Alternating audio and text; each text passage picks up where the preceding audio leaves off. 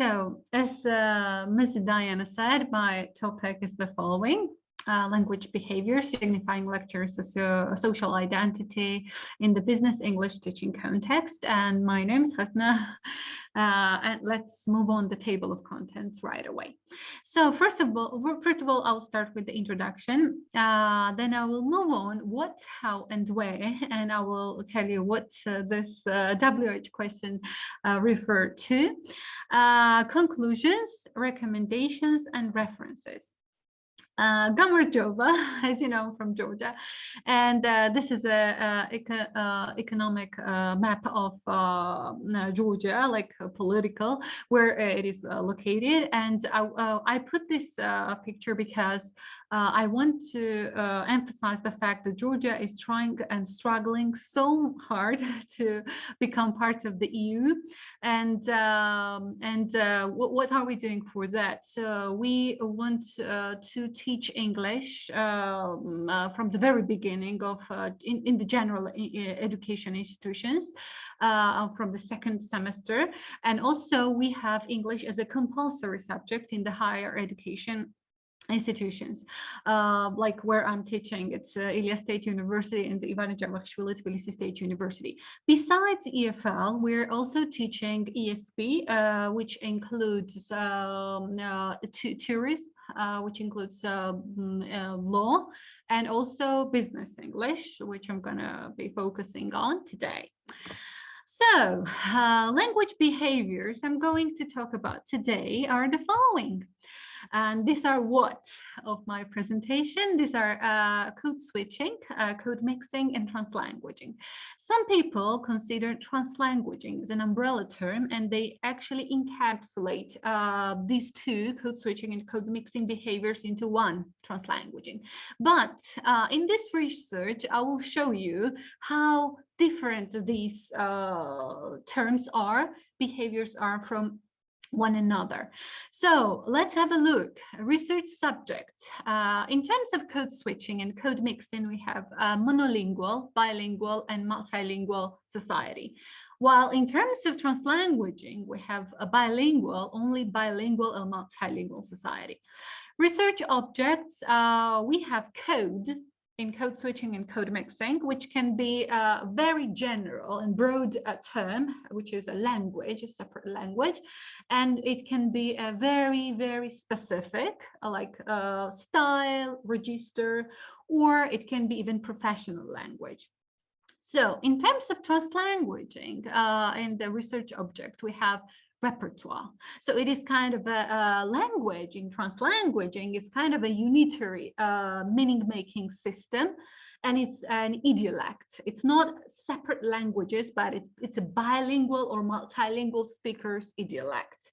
And namely, utterance and interaction is not utterance, but interaction is important. While in code switching and code mixing, we can have just like utterance, you know. Monologue, I mean. So in terms of aim, we have like code switching and code mixing searches for the functions of switching from one language into another language. And in our case, we have languages. We have English and Georgian languages. And the language interference and transfer. While translanguaging is it is focused on the learning and teaching the content of the material in both languages at the same time without separating them. So while talking about translanguaging, we need to bear in mind that it is about making your students understand the content better using both languages and without separating them. That is very important. So in terms of process, we have switching between two or more languages in code switching and code mixing. But in terms of code switching, as it is intersentential, between sentences, we have a sentence or on a sentence or paragraph level, while in code mixing we have on a lexical level, which is intrasentential, within the sentence. Okay, so as for translanguaging, we have languaging, like process is languaging, expressing speaker's identity. Bilingual individual bilingual expresses himself or herself. So let's move on the next slide, and we came to the several research questions that are given here. There are what are the sociolinguistic functions of using CM, CS, and translanguaging in the ESP context? What are the parts of speech representing CS, CM, and translanguaging in ESP context? And what are the attitudes Georgian lecturers and students have towards lectures using L1 in the business English classroom? So to answer these research questions, we used qualitative as well as quantitative research methods. So we asked 7 lecturers from Ivana Javakshvili Tbilisi State University and Ilia State University to record at least 5 Zoom lessons, and overall we had 70 hours of business English, that is qualitative data, and we did discourse analysis with the help of it. And also we sent Google Forms as it was quarantine and we couldn't manage to meet these people. We sent them Google Forms and so I sent it to 70 BA students, undergrad students, which were taking business English courses from those universities. So actually we asked those lecturers who recorded videos to send this, to spread this Google form to their students. And this is our quantitative data.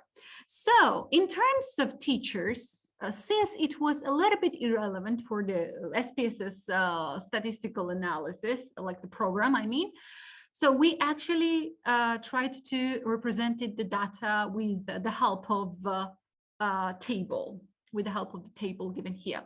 So we had 7 teachers, I told you. And as you can see from the table, their age, most of them were from 36 to 45.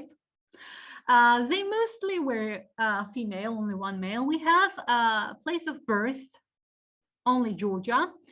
And the highest level of education, they had PhD, but most of them had MA. So, and their mother tongue, which is very important in our case, because we're actually studying code switching from English to your mother tongue, to the L1, which is Georgian. And their mother tongue is Georgian, and the language they use with their family members, 2 of them answered English and Russian, all the rest answered Georgian. It is also very interesting. So also we asked the second question, which was how important it is for them to have good command of English when they are conducting business English lessons, okay? I mean, the teachers. So they said that it is very important. 5 of them said. One said important, very unimportant was one person who said.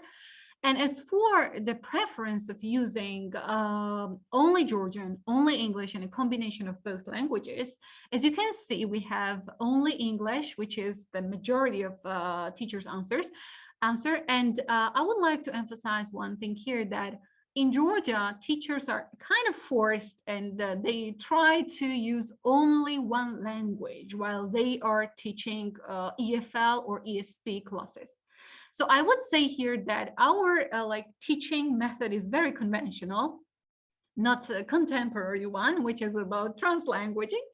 That's why I want to say here that it is not translate. We can't actually say that they're using L1 is translanguaging. So it is kind of code switching, but there are some elements of translanguaging. And as far as I read some scientific articles, I can say that when we're talking about multilingualism, translanguaging is kind of an artificial approach of teaching 2 languages and making your student understand the content. So if we stick to the meaning of bilingualism, which is about inborn abilities of speaking 2 languages, so it means that your parents are the parents owe 2 different languages. You know, that you're born in 2 different language environments. So multilingualism means that you have hierarchy of languages, you know, and your repertoire is different. So if we take this to term, I think that based on my research, our teachers are more multilingual than bilinguals. Okay, so my how is like my discourse analysis, the theoretical framework I had, conversational, analytic, and interactional sociolinguistic approaches. They generally are used separately, but I combine them and I will try to show features of them in the examples thoroughly. Here, I combine them. I want to compare them in this table. So their characteristics and research methods are kind of similar. Their research object is also similar, but their research aim is different. So in terms of IS, we have interpretation of verbal and non-verbal behavior, like interaction, using my hands while I'm giving lesson, structure, occurrence, and sequence of speech in the interaction is important for CA, conversation analytic approach. Their origin is also different, and focus is also very different, as CA is actually focused on the language choice, like and the turn taking of the speakers. So I will show you this later in the examples better, you know. So in 70-hour recordings, we found 120 cases of code switching, 30 cases of code mixing, and 5 cases of translanguaging. Let's go through all of them. So first of all, we have code switching behavior example taken from the recording. Teacher is trying to explain how to write a memo or a report. So as you can see, teacher is giving Georgian definition of reporting, as well as kind of grabbing student attention. In this case, L1 has 2 functions, as I told you, and it cannot be analyzed in terms of CA because it just teacher's monologue and there is no interaction. There is no kind of a speaker 1, speaker 2, but just one speaker, teacher is talking. And we also want to emphasize one thing. What part of speech is this? This is kind of a tag question, code switching behavior, which I'm going to read it for you. This is when you report Homaris Angarishi Mohseneba. Is not it reporting? So it's kind of a pushing your student. Hey, I'm here. I'm talking to you about this topic. And also pay attention to notes. And these notes are features of IS, interactional sociolinguistic approach, and they show if there were some pauses directly between sentences or any hesitation, rising tone, falling tone. In this case, falling tone helped us. This full stop helped us that it is not like is not it. It is not it. Like it is not about asking question, but it is about actually not expecting the answer, but trying to grab somebody's attention. That's why I've decided that it's grabbing a student's attention. As for code mixing behavior, and as I told you before, code mixing is about intrasentential. Just one word is said in L1. So as you can see from here, it is very interesting example, and I want to break the previous researches with the help of this example that like in the previous research papers, I found that L1 generally had very informal character in the code switching examples, but in this case, and English was very formal. But in this case, as you can see, then guys, have a nice day. So, okay, so English has as formal as well as informal function in the example. And also you can pay attention to the Georgian version, nachondis, which is very formal way of saying goodbye in Georgian. So it means that Georgian as well as English are used formal as well as informal situations. So they express different registers. And so sing off, it's kind of sing off as a function. And we have interjection, nachontis. And also I want to emphasize one thing. CA does not make any sense because we have students say goodbye and students' language choice does not determine teacher's language choice. Teacher independently chose Georgian still. So in this case, teacher also express his or her identity. I'm Georgian. So, and the last one, translanguaging. Why is it translanguaging? Because it has the function of making your student understand the content. As English is a kind of business language, and there are lack of equivalents of English terminology in Georgian, let's say. And teacher in this case wants to kind of test students' understanding as well as give Georgian equivalents of the business English terminology. And you can see here. So excruciating or trepidation. We have some words that you ask students to get the answer from them, also giving Georgian definitions. So that's why I think, and because of the fact that it is interaction, I think that this is a case of translanguaging. So functions which I found in this examples and the cases are given here, and some of them are to give instructions, to explain difficult concepts, to explain grammar explicitly, to maintain classroom discipline and structure, to explain the differences between the students L1 and English, and so on and so forth. Now let's move on the structural representation of language behaviors. These are the parts of speech found in while teachers using L1, okay, Georgian. And let's move on the quantitative data. With SPSS statistics program, I had 70 responses from students, so it was kind of relevant for SPSS to analyze my data. So we asked students like how important English is for their life, and how, like, is it their part of identity or not? And 86 business English students believe, and only 40% of students surveyed believe that English language is not part of their identity, and like consider it only as a means of communication during the lessons. And there was no difference in gender. We had a chi-square person and Fisher's exact test, as you can see. In terms of identity, there is no difference in results between students born in Tbilisi and in other regions of Georgia as well, other parts of Georgia.